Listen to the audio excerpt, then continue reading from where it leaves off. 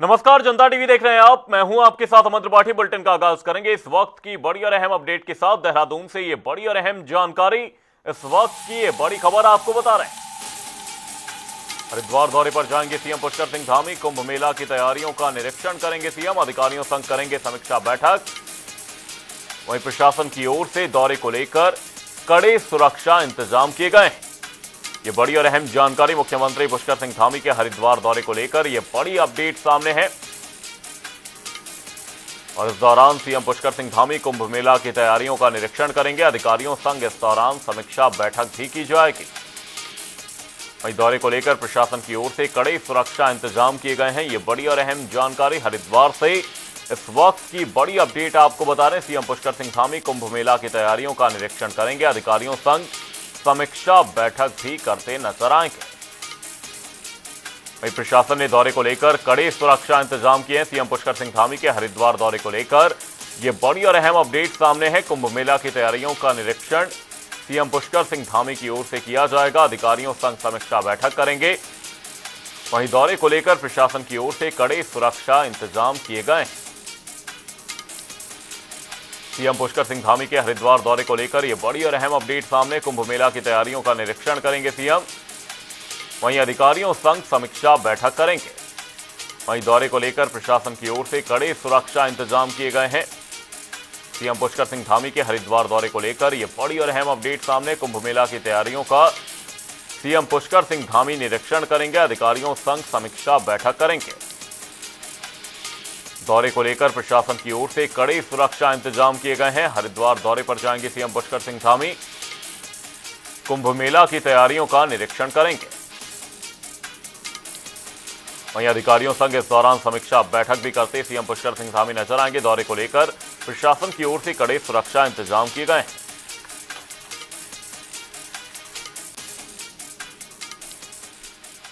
हरिद्वार से तमाम जानकारी के साथ हमारे सहयोगी हर्ष तैनी हमारे साथ जुड़े हुए हैं। हर्ष, आपसे जानने की कोशिश करेंगे, सीएम पुष्कर सिंह धामी हरिद्वार दौरे पर रहने वाले हैं। क्या कुछ अपडेट, क्या कुछ जानकारी सीएम धामी के दौरे को लेकर?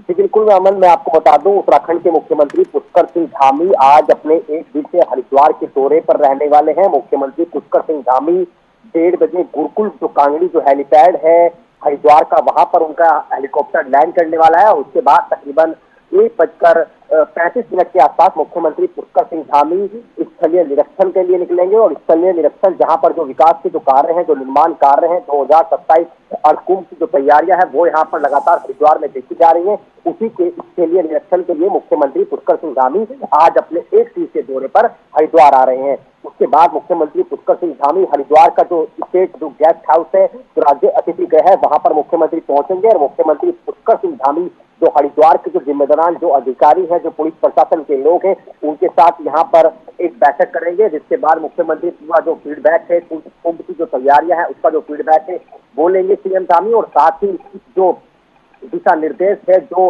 अपडेट है, जो यहाँ पर टिप्स देने हैं अधिकारियों को, वो भी यहाँ पर मुख्यमंत्री पुष्कर सिंह धामी यहाँ पर जो है दिशा निर्देश देते हुए नजर आएंगे। वहीं मुख्यमंत्री पुष्कर सिंह धामी के इस दौरे को देखते हुए हरिद्वार पुलिस यहाँ पर चौकन्ना नजर आ रही है। सुरक्षा के चाक-चौबंद इंतजाम किए गए हैं, जिसको लेकर यहाँ पर प्रशासनिक स्तर पर अगर देखा जाए तो यहाँ पर पूरे तरीके से हरिद्वार पुलिस इस वक्त नजर आ रही है।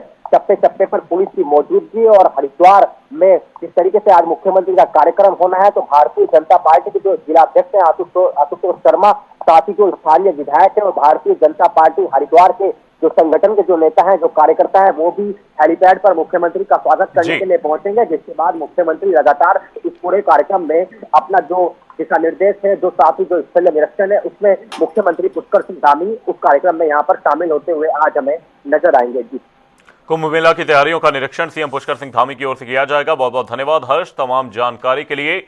अधिकारियों संग समीक्षा बैठक करेंगे सीएम धामी के हरिद्वार दौरे को लेकर, ये बड़ी अपडेट सामने है। देहरादून में पुष्कर सिंह धामी ने विपिन रावत की जयंती के अवसर पर मुख्यमंत्री आवास में उनके चित्र पर श्रद्धा सुमन अर्पित कर उन्हें भावपूर्ण श्रद्धांजलि दी।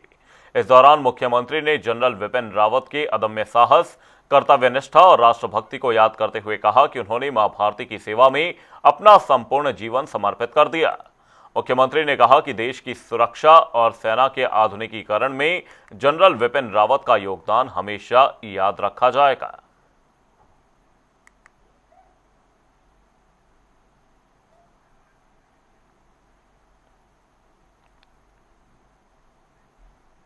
मुख्यमंत्री पुष्कर सिंह धामी ने देहरादून में चयनित सफाई निरीक्षकों को नियुक्ति पत्र प्रदान किए। वहीं पालिका केंद्रीकृत सेवा के तहत ये अभ्यर्थी अब सरकारी नौकरी में शामिल होंगे। धामी सरकार ने पिछले 4 वर्षों में 30,000 से अधिक युवाओं को सरकारी नौकरियां दी हैं और यह उत्तराखंड गठन के बाद सबसे अधिक सरकारी भर्तियों का रिकॉर्ड है। युवाओं ने कहा कि मुख्यमंत्री खुद युवा होने के कारण उनकी आकांक्षाओं और मुद्दों को अच्छी तरह से समझते हैं।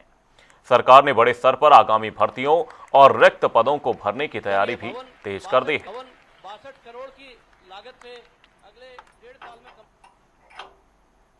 राज्यपाल गुरमीत सिंह ने लोक भवन में उत्तराखंड के पारंपरिक लोक पर्व फूलदेई को हर्षोल्लास और पारंपरिक रीति रिवाजों के साथ मनाया। कार्यक्रम के दौरान पारंपरिक वेशभूषा में सजे बच्चों ने लोक भवन की देहरी पर फूल और चावल अर्पित कर प्रदेश की सुख समृद्धि और खुशहाली की कामना की। बच्चों ने फूल देई, छम्मा देई जैसे पारंपरिक लोकगीत गाकर पर्व की सांस्कृतिक महत्ता को भी दर्शाया। इस अवसर पर राज्यपाल ने बच्चों का आत्मीय स्वागत करते हुए उन्हें आशीर्वाद और उपहार दिए। उन्होंने कहा कि फूल देई केवल एक पर्व नहीं बल्कि प्रेम, सद्भाव और हमारी समृद्ध लोक परंपराओं का प्रतीक है, जो समाज में खुशियां बांटने और संस्कृति से जुड़े रहने का संदेश देता है।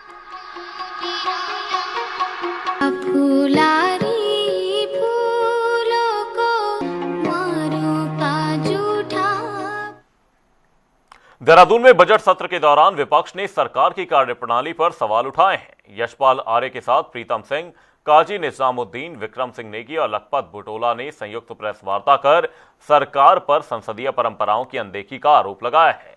विपक्ष का कहना है कि बजट सत्र में कार्य मंत्रणा समिति के फैसलों का पालन नहीं किया गया और तय एजेंडे से अलग विषयों को सदन में लाया गया।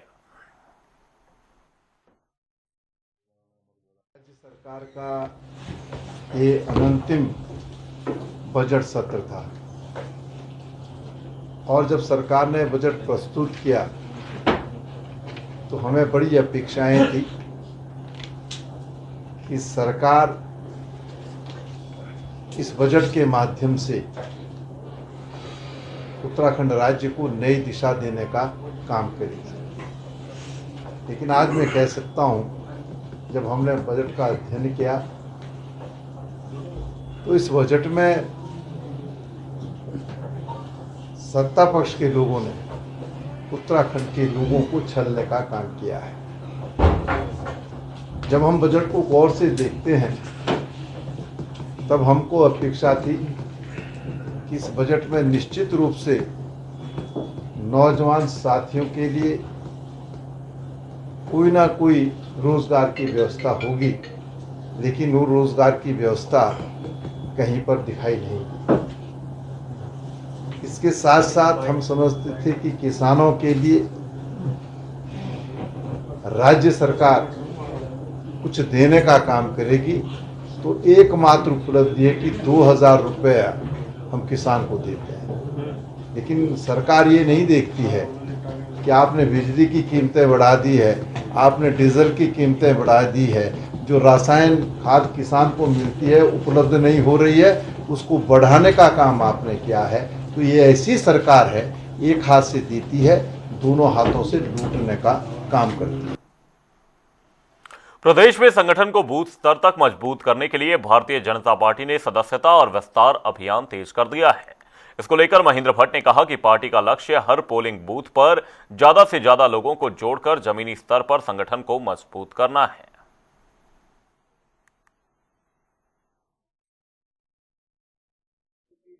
माहौल जब बनता तो बड़ी संख्या में लोग आते हैं। अभी माहौल की शुरुआत हो रही है और धीरे धीरे चीजें आगे बढ़ेंगी। और हमने तो अब निश्चय किया है कि पोलिंग बूथ पर दूसरे दलों में काम करने वाले कार्यकर्ता बड़ी संख्या लोगों को ज्वाइन कराएंगे। और जो लक्ष्य हमने दिया कि प्रत्येक विधानसभा को हमने 2 से 3 हजार का लक्ष्य दिया हुआ है, दूसरे दलों को लोग जोड़ना है। उसी प्रक्रिया में आज धारचूला विधानसभा में ये गति आगे बढ़ रही है। अच्छा अध्यक्ष जी, और रुक करेंगे मौसम के लिहाज से बड़ी और अहम जानकारी की ओर। इस वक्त की बड़ी और अहम जानकारी, ये बड़ी अपडेट आपको बता रहे हैं। उत्तराखंड में मौसम का मिजाज बदलता हुआ नजर आया है। पहाड़ी इलाकों में जमकर बर्फबारी हुई है। यमुनोत्री धाम, गंगोत्री धाम में बर्फबारी हुई। बड़कोट, पुरोला, मोरी और भतवाड़ी क्षेत्र में हल्की बारिश देखी गई। वहीं हर्षिल और खरसाली में बर्फबारी से ठंड बढ़ गई है। ये बड़ी और अहम जानकारी मौसम के लिहाज से ये बड़ी अपडेट आपको बता रहे हैं। उत्तराखंड में मौसम का मिजाज बदलता हुआ नजर आया है। पहाड़ी इलाकों में जमकर बर्फबारी हुई है। ये बड़ी और अहम जानकारी आपको बता रहे हैं। यमुनोत्री धाम, गंगोत्री धाम में बर्फबारी देखी गई है। बड़कोट, पुरोला, मोरी और भतवाड़ी क्षेत्र में हल्की बारिश हुई है। हर्षिल और खरसाली में बर्फबारी से ठंड बढ़ गई है। उत्तराखंड में मौसम का मिजाज बदलता हुआ नजर आया। मौसम के लिहाज से ये बड़ी और अहम अपडेट, बड़ी जानकारी आपको बता रहे हैं।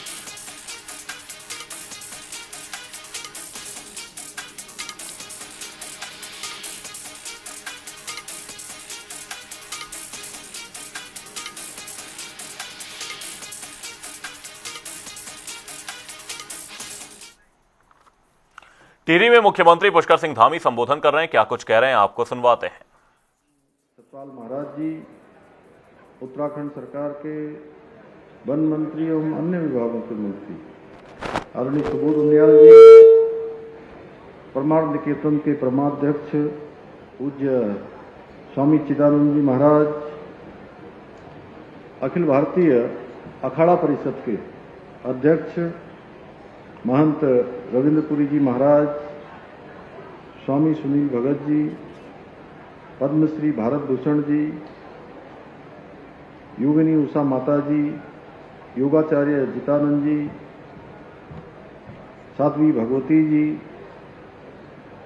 बसंती बिष्ट जी, पद्मश्री पर्यावरण अनिल जोशी जी, चेयरमैन नगर पालिका परिषद मुनिकृति Neelam Bijalwal ji, Shambhu Paswan ji, mayor Rishikesh Shri Bachchan Pokhriyal ji, Abhishek Srivastava ji, Times of India के हमारे प्रतिनिधि विनीता बिष्ट जी, नगर पंचायत अध्यक्ष तपोवन, डॉक्टर एल.एन. जोशी जी, संस्कृत महाविद्यालय, नितिका खंडेलवाल जी, आयुष अग्रवाल जी, प्रतीक जैन एमडी जेएमबीएम, श्री नरेंद्र भंडारी, अपर सचिव उत्तराखंड शासन एवं मेरे सामने बैठे हुए सभी हमारे पूज्य संतगण, हमारे पंडित जोशी जी, विपिन बिहारी जी, अनीता जी, डॉक्टर आनंद मोहन रतूड़ी जी और श्री विनय उनियाल जी और देश दुनिया से यहाँ पधारे आप सभी महानुभावों का मैं आज इस योग महोत्सव के शुभारंभ अवसर पर आप सभी का स्वागत करता हूं, आप सबका अभिनंदन करता हूं और सच में मैं आप सबके बीच में आकर मैं स्वयं को अत्यंत गौरवान्वित महसूस कर रहा हूं।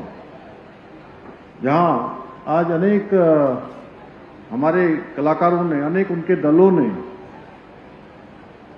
यहां पर बहुत ही शानदार अपनी प्रस्तुति हम सबके समक्ष प्रस्तुत की है। ऐसी प्रस्तुति देने वाले हमारे सभी कलाकार बंधु, उनका भी मैं स्वागत करता हूं, उन सबका भी अभिनंदन करता हूं और देश दुनिया से पधारे हमारे सभी योग साधकों का मैं यहां पर उत्साह देख रहा हूं। प्रत्येक वर्ष की भांति इस वर्ष उनके उत्साह में मुझे कई गुना बढ़ोतरी दिखाई दे रही है और ये योग के प्रति जो आपका समर्पण है और इस समर्पण आपका इस पूरे वातावरण को ऊर्जा से भरने का काम कर रहा है और ऊर्जा भी सामान्य ऊर्जा नहीं, एक आध्यात्मिक ऊर्जा जो हमको ब्रह्मांड से प्राप्त हो रही है और हम सबके बीच में एक तरह से संचरित हो रही है। गढ़वाल मंडल विकास निगम और उत्तराखंड पर्यटन विभाग के संयुक्त तत्वाधान में आयोजित हो रहा ये योग महोत्सव पिछले 35 वर्षों से योग की परंपरा को विश्व के कोने कोने तक इस योग को पहुंचाने में बहुत महत्वपूर्ण भूमिका निभा रहा है और आप सबको पता है, मुझे भी अत्यंत प्रसन्नता हो रही है कि 7 दिनों तक निरंतर चलने वाला ये योग महोत्सव जिसमें योग, प्राणायाम, ध्यान, आयुर्वेद, प्राकृतिक चिकित्सा और आध्यात्मिक प्रवचनों के विभिन्न सत्रों के साथ साथ run for yoga, heritage walk तथा अंतर्राष्ट्रीय योग सम्मेलन जैसे विशेष कार्यक्रमों का आयोजन इन 7 दिनों में किया जाएगा। मुझे पूरा विश्वास है कि ये सभी कार्यक्रम प्रतिभागियों को योग के विभिन्न जो आयाम हैं उनसे परिचित कराने के साथ साथ स्वस्थ एवं संतुलित जीवन शैली को अपनाने के लिए भी प्रेरित करेंगे।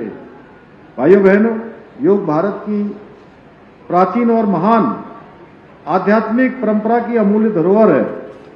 हजारों वर्षों से हमारे ऋषियों ने, मुनियों ने, तपस्वियों ने और योगाचार्यों ने योग के माध्यम से शरीर, मन और आत्मा के संतुलन का जो मार्ग दिखाया था, आज वो पूरी दुनिया के लिए स्वस्थ जीवन, मानसिक शांति और आध्यात्मिक उन्नति का आधार बन चुका है। योग मात्र एक व्यायाम नहीं है, जैसे कि बहुत सारे लोग ये सोचते हैं कि योग एक पीटी है, बल्कि ये समग्र जीवन पद्धति है।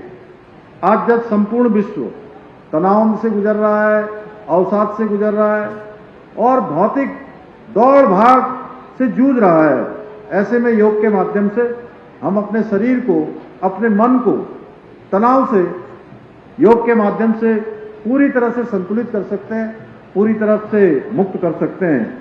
योग के माध्यम से आज न लोग केवल अपने जीवन को स्वस्थ बना रहे हैं, बेहतर बना रहे हैं, बल्कि अपने जीवन की क्वालिटी को भी बढ़ा रहे हैं, उसमें गुणात्मक सुधार भी ला रहे हैं।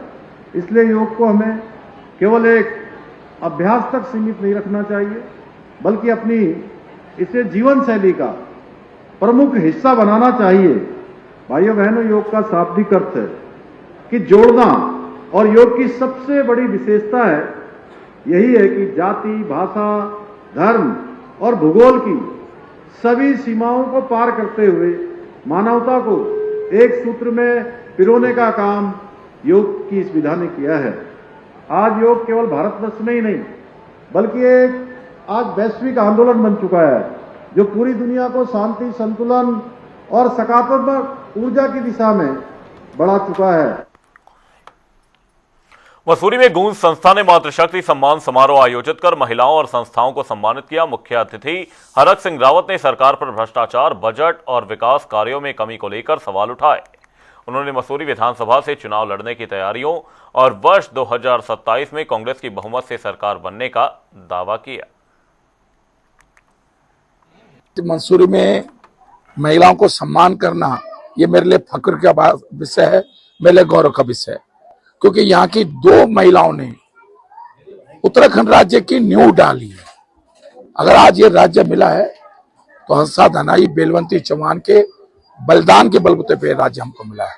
तो इसलिए आज हम गौरवान्वित हैं कि आज इस मंसूरी की धरती पर हमने आज महिलाओं को सम्मान किया। बजट सत्र बहुत निराशाजनक था। 5 दिन में आप देखिए, एक दिन तो राज्यपाल का भाषण हो गया, एक दिन तो उसी में निकल गया, तो केवल 4 दिन विधानसभा चली है। तो 4 दिन में आप बताइए कि इतने विभाग होते हैं, उन पे चर्चा होनी चाहिए थी। कम से कम 1 महीने से अधिक विधानसभा सत्र चलना चाहिए।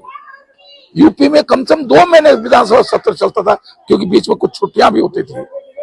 गैरसैंण के नाम पर उत्तराखंड की जनता को ठगा जा रहा है, वहां जल्दबाजी में सत्र आयोजित किया जा रहा है, विपक्ष की आवाज को दबाया जा रहा है, और जिस तरह सरकार के मंत्री गैर जिम्मेदाराना बयान दे रहे हैं, चाहे सदन के हो चाहे सदन के बाहर, वो दुर्भाग्यपूर्ण है।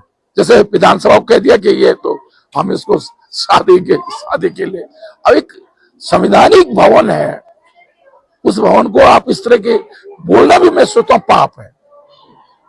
जय एक मंत्री जय किसी को कुपोषित कह दे रहा है। अब ये दुर्भाग्य है कि हमारे मंत्रियों को क्या। बुलेटिन में फिलहाल के लिए सिर्फ इतना ही, रुकेंगे एक छोटे से ब्रेक के लिए। देखते रहिए जनता टीवी।